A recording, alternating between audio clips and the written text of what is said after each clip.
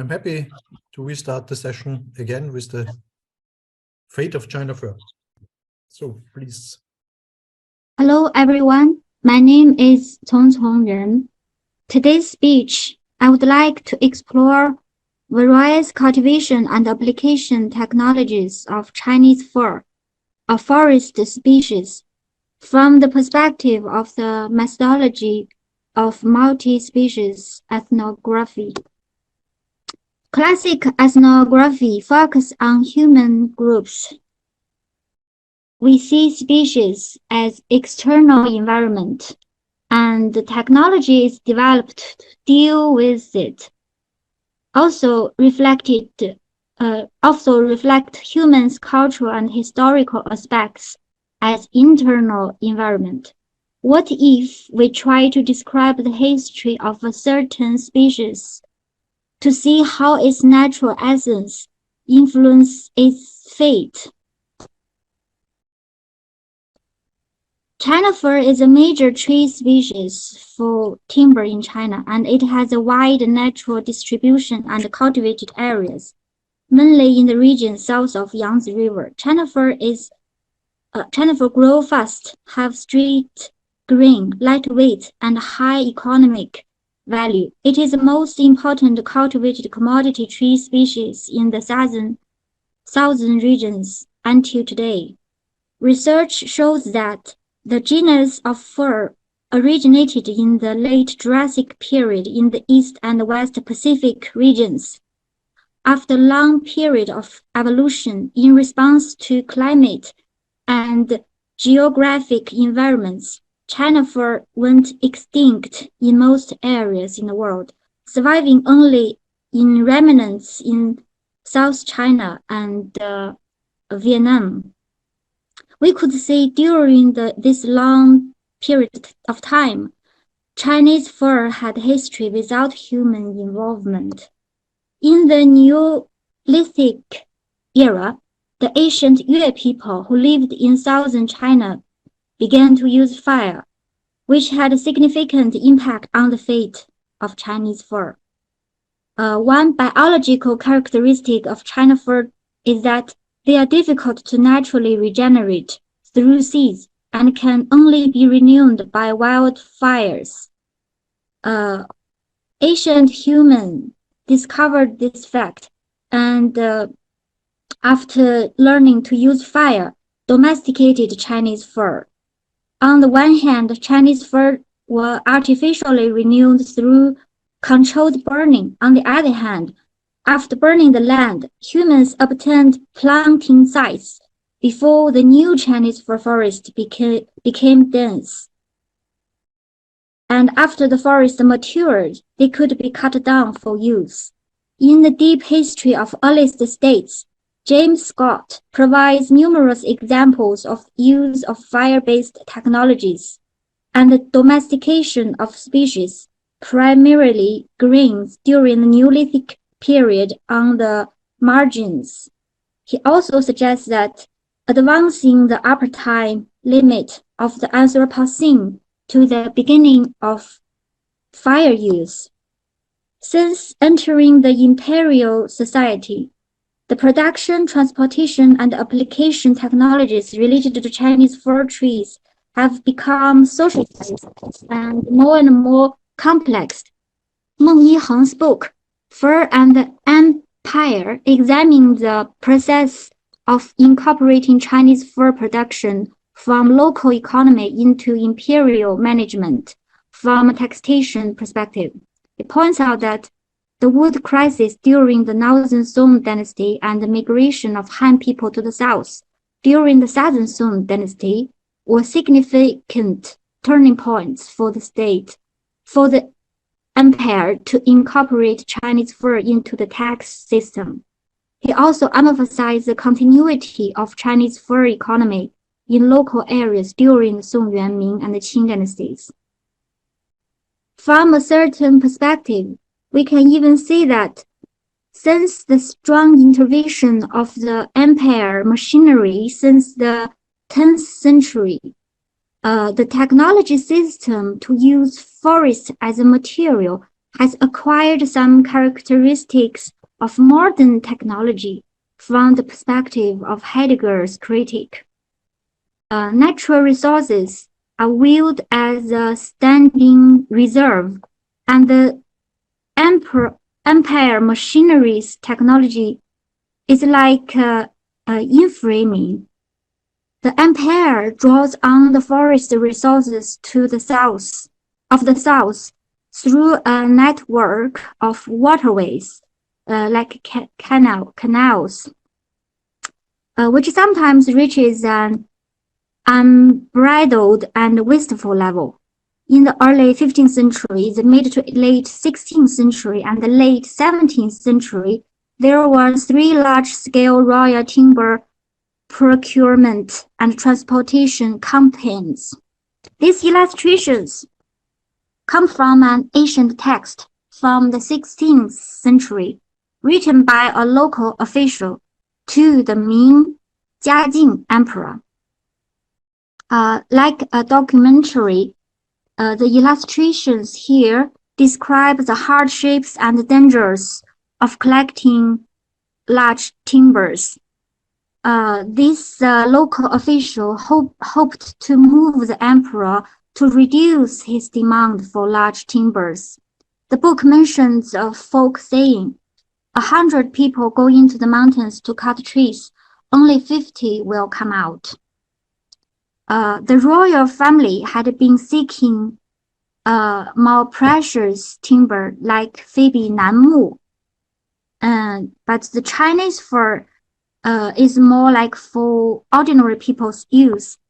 But both Chinese fir and the precious timbers, they share the same technology system of transportation and using the network to transport them to the capitals. This is a very famous illustration about the history of ancient Chinese architecture drawn by architecture historian Liang Sicheng in 1940s. Through the formalistic changes of a very important component of ancient architecture, the Dougong, also known as the bucket arch, he firstly described the stylistic evolution of ancient Chinese architecture. However, I think he might be wrong. On the contrary, I think the historical evolution of architectural forms is not due to artistic the changes of aesthetics, but rather to the changes in building materials. It is precisely because official construction pursued larger and larger materials endlessly that the blanket system became smaller and more decorative. You can see from here, from this illustration, in Ming and Qing dynasty, the timbers that used to build the royal architecture became so huge. Sometimes column diameters went to 100 centimeters. When you use such big scale timber to build buildings, then the blanket, the Dougong, become smaller and losing its structural function because the post and the beam system is strong enough. This increasing pursuit of material is closely related to the continuous exploitation of natural forests in South China by the empire apparatus, as I mentioned earlier. Later on, I will talk about the cultural and conceptual traditions of the royal family pursuit of large trees.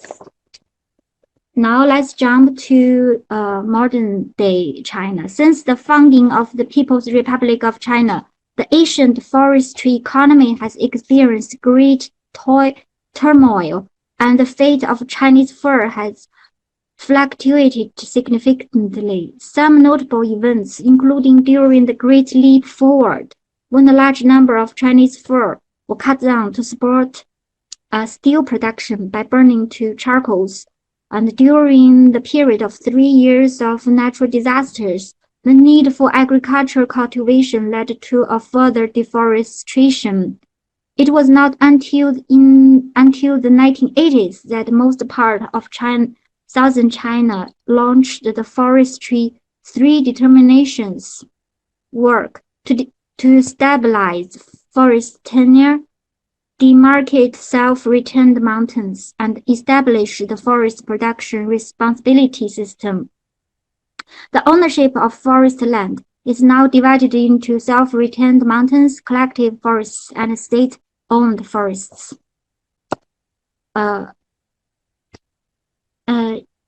So I talked about the official royal buildings. In the matter of fact, common people also share the same material usage habits, culture, and concept, except that ordinary people couldn't use precious and giant wood to build houses. Chinese fir has been the most commonly used material for building. However, nowadays, while the mountains in the south are still covered with lush Chinese fir forests, there is no longer any trace of Chinese fir products in people's daily lives. So in this above photo, we can see that rural houses in Hunan province was constructed with wood, with timber and rammed earth in 1994. And the Chinese fir forest looks pretty young in this picture above. But 20 years later, the forest has grown, but no one is using them to build houses anymore. The houses have all been replaced by modern materials such as brick, concrete, and glass.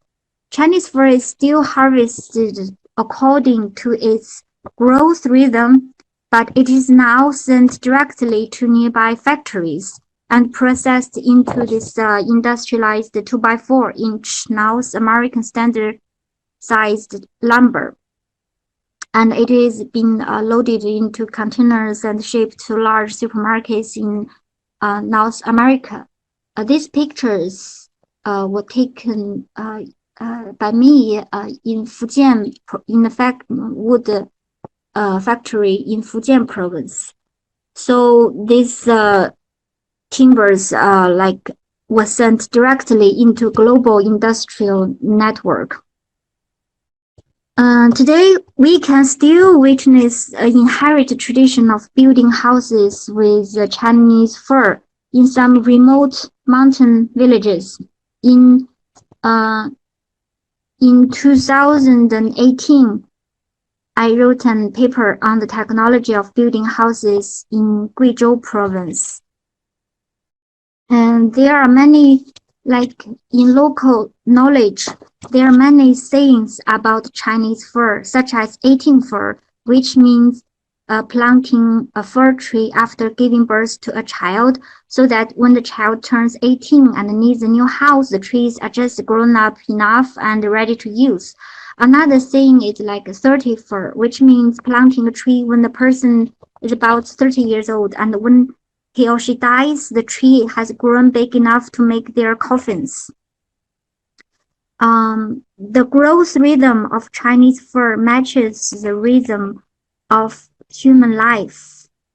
Also, there is a tradition of preserving large and old trees, and most of the time it's coniferous forest as feng shui forest. So this tradition of growing large trees for official buildings or as temples or shrines or as humans' coffins has enriched the forest ecosystem. So in traditional rural society, planting, protecting feng shui forests, which ensures the biodiversity and sustainability of the ecosystem, through these cultural practices. So in traditional Chinese culture, the analogy between humans and trees can also be found in rich Chinese classic literature. So, like in the earliest Chinese literature, the ideology of analogy between humans and plants was already evident. For example, in the book of Songs, which dates back to the 6th century BC, the sinologist Marcel Genet pointed out that the correspondence engraved in the themes of poetry indicates the unity of natural and social laws, and their authority derives precisely from this unity. Analogy can also be found in the Confucian and Taoist ideological traditions that followed. Confucian scholars often liken themselves to useful timber, hoping to be valued by the country and to contribute to the country. While in the Taoist philosophy of Wu Wei, literally doing nothing, it's withdrawn from the society, such as that of Zhuangzi. They hope to be a large and useless tree, not to be used by society in order to preserve their own lives and freedom. By the time of Song Dynasty, which was also when timber entered the imperial taxation system, laws were established that regulated the size of construction materials and building grades, known as the construction law, 营造法式. In this official law, there were 8 levels of construction materials, each corresponding to a different building scale. The original intention of this law was to curb corruption and waste, but it indirectly left us with a strict regulation on the size of construction material and the social hierarchy of buildings, reflecting the analogy between humans and trees. From this, we can see that this analogy was not only present in building practice, in the intellectual traditions of the literates, but also can be reflected in the imperial legal policies. Just as humans have a life cycle, the Chinese fur is also passed down from generation to generation. After each generation of Chinese fur reaches the end of its life, it leaves behind a new environment for the next generation. Through the accumulated environmental conditions between generations, the Chinese fur expands and consolidates its territory, and together with other species, including humans, to establish a constantly evolving environment. This study attempts to explore a methodology of telling history from the perspective of species, by revealing the fate of Chinese fur and humans, from prehistorical times to the Neolithic period, to the imperial era, and finally to the global industrialization era. That's all. Thank you. Okay, many thanks for your nice talk.